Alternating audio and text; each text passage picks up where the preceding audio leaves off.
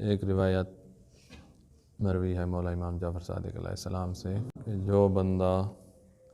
ماہ رمضان کا روزہ چھوڑ دے، جان بوجھ کے بندے نے روزہ نہیں رکھا، کوئی مجبوری نہیں ہے، کوئی بیماری نہیں ہے، کوئی مشقت نہیں ہے، روزہ نہیں رکھا ہے، تو فرمایا خارج الایمان منہ، ایک روزہ چھوڑنے سے اس کے دل سے ایمان خارج ہو جاتا ہے، ایمان نہیں ہے۔ ایک اور روایت مولا امام جعفر صادق علیہ السلام سے روایت کی گئی ہے جس میں راوی پوچھتا ہے کہ ایک بندہ ہے، ماہ رمضان شروع ہوا ہے، اس نے روزہ نہیں رکھا، امام کے پاس پکڑ کے لایا گیا، پھر نہیں رکھا، پھر پکڑ کے لایا گیا، پھر نہیں رکھا، پھر پکڑ کے لایا گیا، 3 دفعہ اس کو امام کے پاس پکڑ کے لایا گیا کہ اس نے روزہ نہیں رکھا ہے۔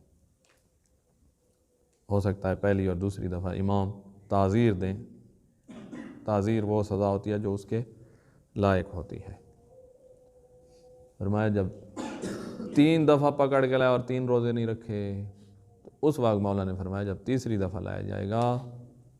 تو اس کو قتل کیا جائے گا۔ اگر مولا امام زمانہ کی حکومت آ جائے تو ہو سکتا ہے کہ تیسرا روزہ لگاتار،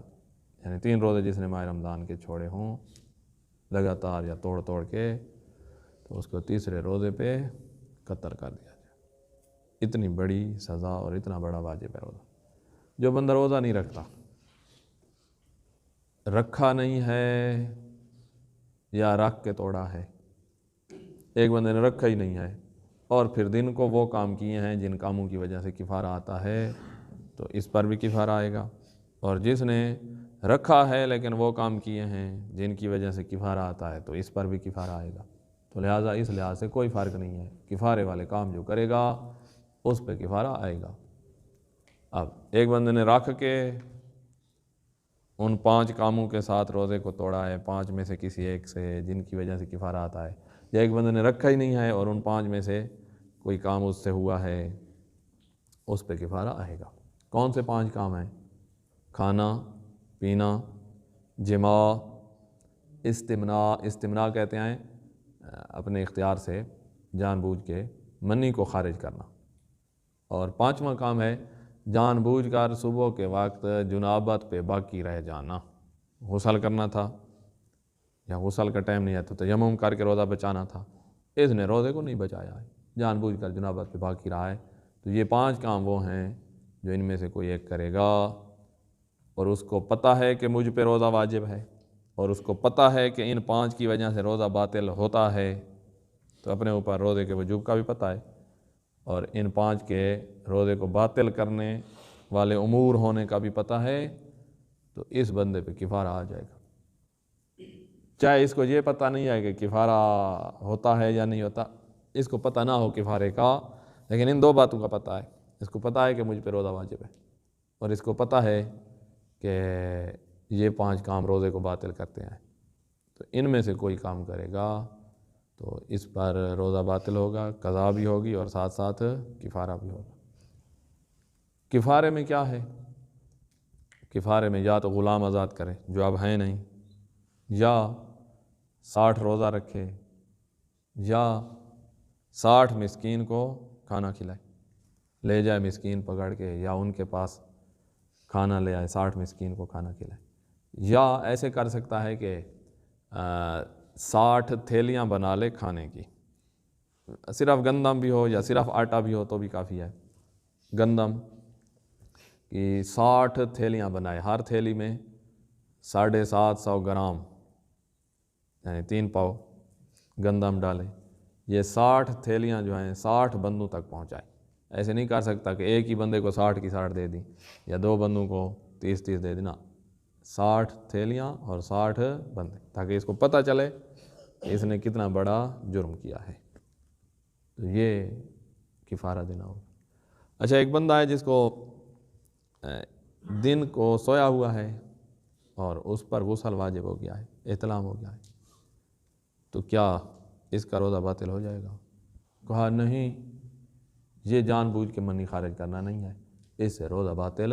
نہیں ہوگا۔ تو یہ اب غسل کرے اور اپنی نماز پڑھے، اس کا روزہ صحیح ہے۔ تو روزہ باطل ہوتا ہے جب مذکورہ 5 چیزیں جو شمار کی ہم نے ان سے باطل کرے تو اس پر کفارہ آئے گا۔ اگر ان 5 سے روزہ باطل نہیں کیا ہے کسی اور طریقے سے، مثلا جان بوجھ کے قے الٹی کر کے روزہ باطل کیا ہے، یا مثلا غبار گھنا غبار جو تھا وہ گلے تک پہنچا کے مثلا، یا اور طریقوں سے جو اور بھی 3 یعنی 5 یہ اور 3 اور ہیں، تو ان میں سے اللہ رسول پہ جھوٹ بول کے احتیاط واجب بنا پر روزے کو باطل کیا ہے، آئمہ پہ جھوٹ بول کے، تو ان کی وجہ سے کفارہ نہیں آتا۔ کفارہ ان 5 کی وجہ سے آتا ہے جو ہم نے شمار کیے ہیں۔ اگر ایک بندے نے ان 5 کے علاوہ سے پہلے باطل کیا ہے، مثلا اس نے قے کیا، الٹی کیا جان بوجھ کے، اس سے باطل کیا، اس کے بعد ان 5 میں سے کسی کو انجام دیا ہے تو کفارہ اس پہ آئے گا، کفارہ اس پہ آئے گا۔ ایک بندے نے اپنی نیت روزے کی، سارا دن نیت رکھنے، اس نے ارادہ توڑ دیا ہے، اس نے کہا کہ بس روزہ نہیں رکھتا، 9 بجے 10 بجے 11 بجے اس نے کہا بس روزے کو مکمل نہیں کرتا، جیسے یہ ارادہ کیا اس کا روزہ ٹوٹ گیا ہے، اس کی قضا تو کرنی ہوگی، لیکن کفارہ نہیں ہے۔ کفارہ آئے گا جب ان 5 میں سے کسی کو ابھی ٹائم رہتا ہو، روزہ افطار کرنے کے ٹائم سے پہلے ان 5 میں سے کسی کو انجام دیا تو اس پر کفارہ آئے گا۔ جس کو احتلام ہو گیا ہے اس نے فوراً غسل نہیں کرنا، فوراً غسل کرنا ضروری نہیں ہے، اگر تاخیر کر دیا تو بھی کوئی مسئلہ نہیں ہے۔ 10 بجے اس پر غسل واجب ہوا، اس نے غسل جا کر کیا ہے 2 بجے یا 3 بجے نماز پڑھنے سے پہلے اس نے غسل کیا ہے تو اس کا روزہ ٹھیک ہے، تو فوری غسل کرنا ضروری نہیں ہے۔